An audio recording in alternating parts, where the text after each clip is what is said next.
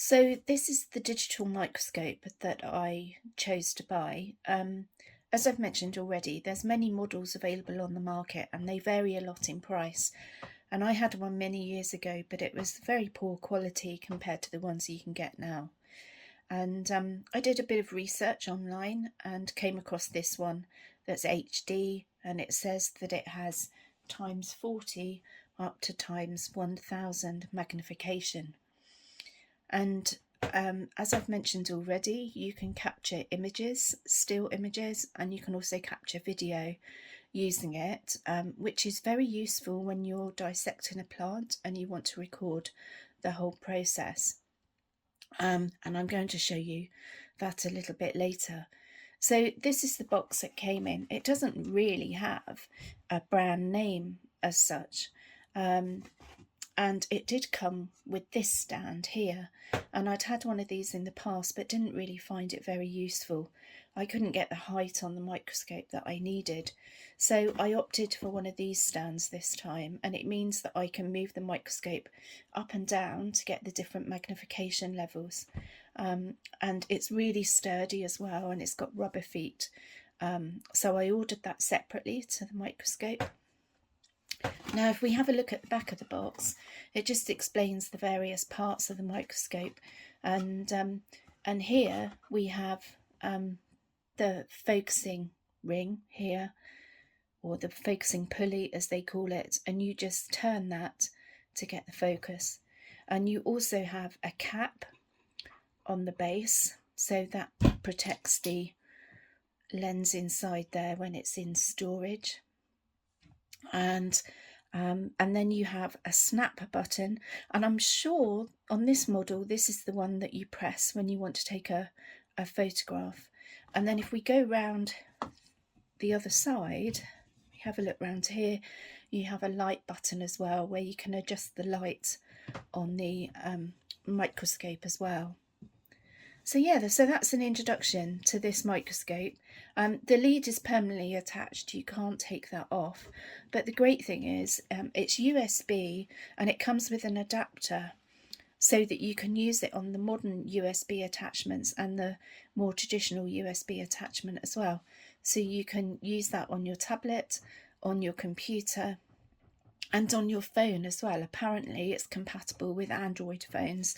I'm just looking here to see, it doesn't say that it's compatible with iPhones on the box, so we'll have to see about that one. But yeah, so let's have a go and experiment using it, and I'm going to introduce you to the software that I've got on my Android tablet that I use with this digital microscope. So here you can see the microscope connected to my tablet computer. As I mentioned, it's an Android, it's a Samsung tablet, and it's connected to the microscope by this USB connection. The lead is a little bit stiff, so yeah, it's a bit tricky and to sort of hide away, but yeah, so it works quite well. So the stand itself that we've got here, as I said, you can move the microscope up and down by moving this, and if you tighten this ring here, this keeps this central column stationary. If it's looser, it does actually allow you to rotate it, which may be handy depending on the size of your specimens. But what I did was just tighten it up there. And then the camera goes in here. This little knob here is loosened, and you can move the camera up and down to a certain extent, but that's the furthest down I can get it because obviously the buttons stop it going down any further, but that works fine. And the base of the stand is metallic, so when the light is on, you do get some kickback with the reflection of the light.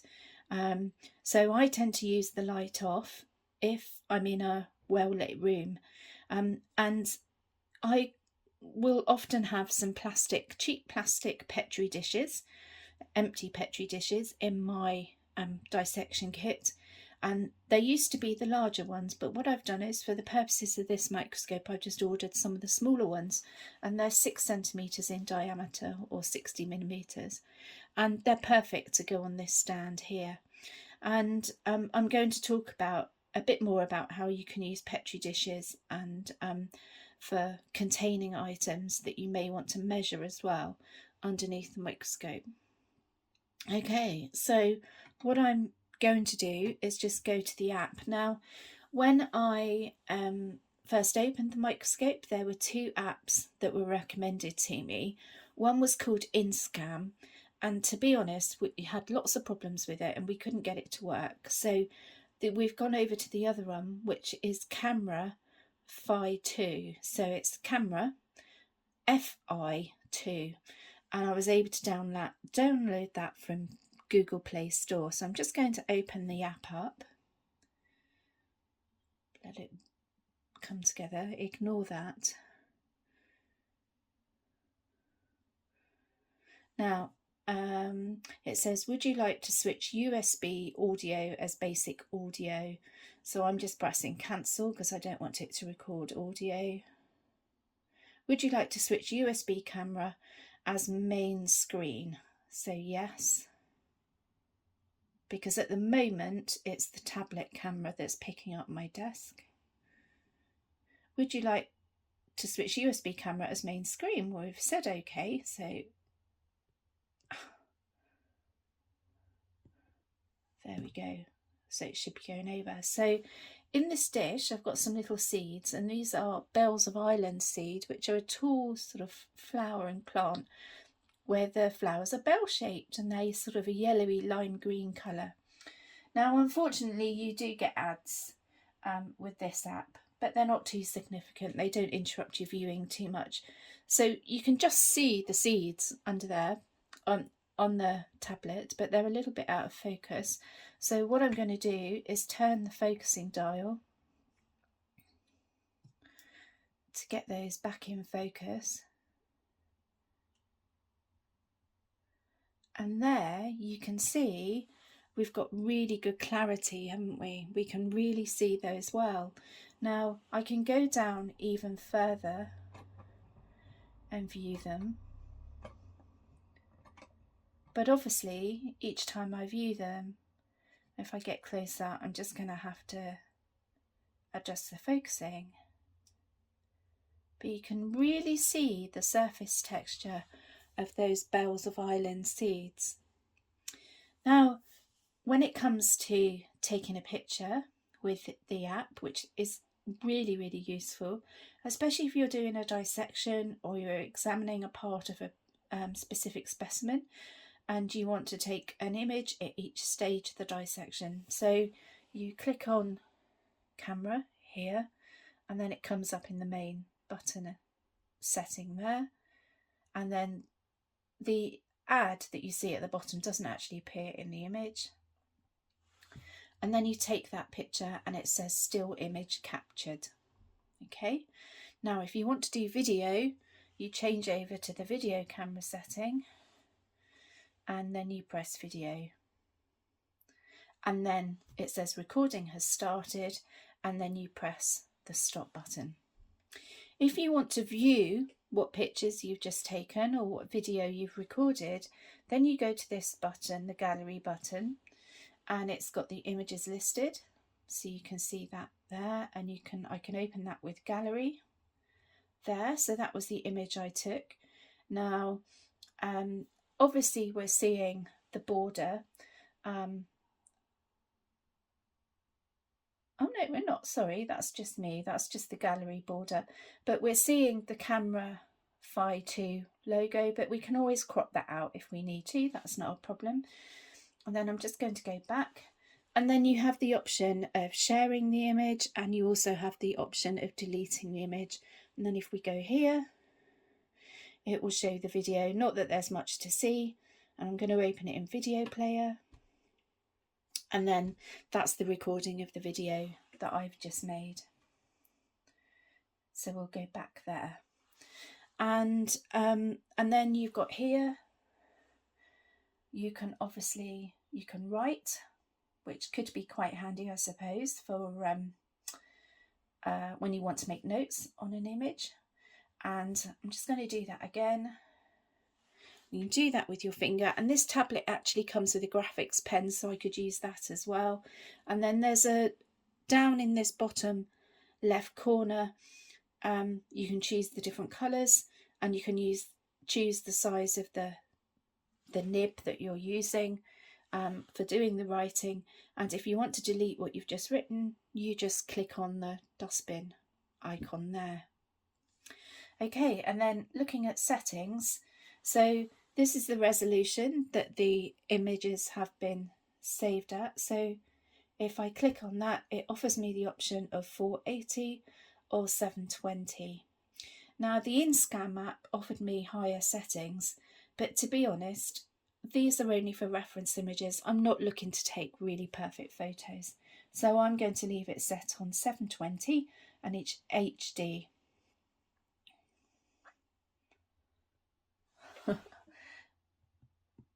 When it decides to work. Let's just do cancel because it's already set. Quality, so it says medium here, so it's low or medium, so I've just got it on medium. And where you want to save it, so it's in internal storage at the moment, but I can save that if I need to. Autofocus is on, information, yeah, so that's just the general settings. And if I go back to the screen there.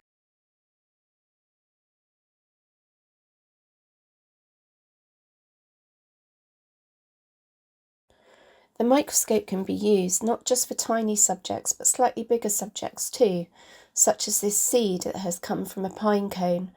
I wanted to see and sort of get further information about the colours and patterns that were occurring on it to see whether I wanted to include it within my seed project. And the digital microscope was the ideal tool to use to see this detail. So here's another example of looking at something quite large under the digital microscope. Previously we looked at the seed from the cone, but now we're looking at a sundew, and this is one of the British native sundews, Drosera rotundifolia roundleaf sundew, and this grows in particular types of wetland habitats in the UK. I've seen it up on Dartmoor, so up on the high moorland habitats, but I've also seen it in valley mires in the New Forest as well. And it's a carnivorous plant, so insectivorous.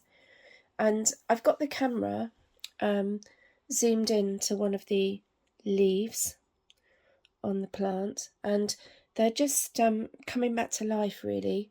I keep them outside in a plastic greenhouse, and they're not in water during the winter. They're just rested on a damp sort of wet membrane.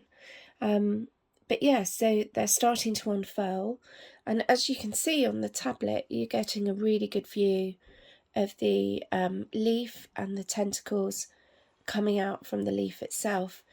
And these are very, very sticky. They have like a mucus type substance on them, and basically an insect will land on these leaves, and then the tentacles wrap around it and they absorb the insect and the nutrients from it, and that's how the plant survives. So yeah, so in the later spring and summer months, they're just out in the open in the garden, happily catching insects, and I keep them in a shallow dish of rainwater. So yeah, so another large specimen that you can look at under the digital microscope. I've got the microscope on the highest level here on the stand, and it works really well. So I just want to see what's going to happen if I lower it down, and obviously we'll need to reset the focus anyway on the microscope itself.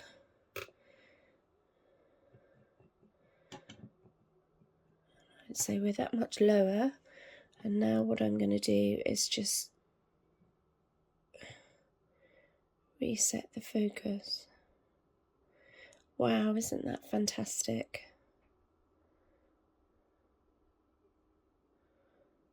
So particularly useful when you're wanting to understand a subject. Sometimes you may not be necessarily drawing that part of a subject in an illustration, but you still need to understand the structure of it.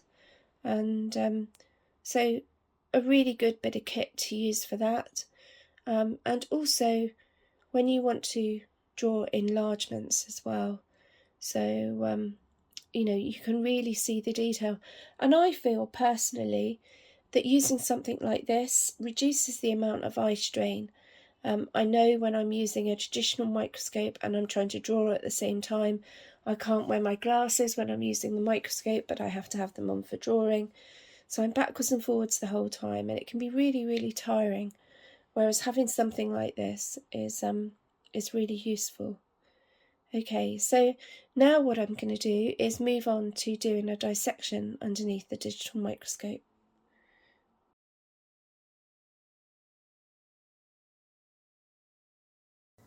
Here you can see I've got a plain white china plate resting underneath the digital microscope. It just stands flat on the base of the microscope stand. Having a white china surface makes it easier to see some of the details from the flower dissection, and also when you're cutting as well, it's much better to have harder surface to cut on. This is the first time I've used the digital microscope to record the dissection process. To be honest, I'm not being quite as careful as I would be if I was dissecting for an illustration.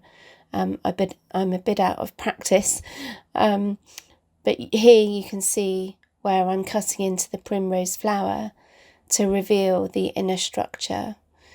Even though I'm working on the china plate, obviously the microscope is only viewing just a small area, so you've got to make sure that you keep the flower in the right position. So here I'm just, with my sharp round bladed scalpel, I'm just taking off some of the other outer material of the plant to reveal the inner structure.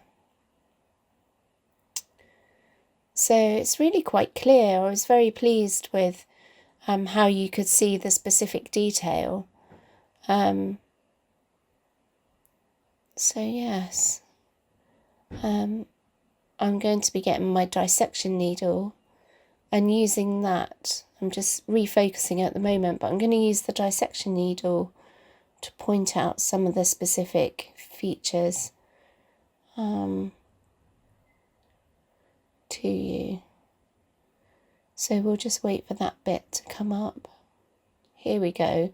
So here we're looking at the stigma at the top of the style, and you can just see the hole in the top of the stigma, and then this leads down to the ovary, so that leads all the way down, and you can see the ovary at the bottom, which is the green circular area that I'm pointing to now. So the style and the stigma and the ovary are the gynoecium, the female reproductive parts. And then part way up, you can see the stamens, which are the male reproductive parts.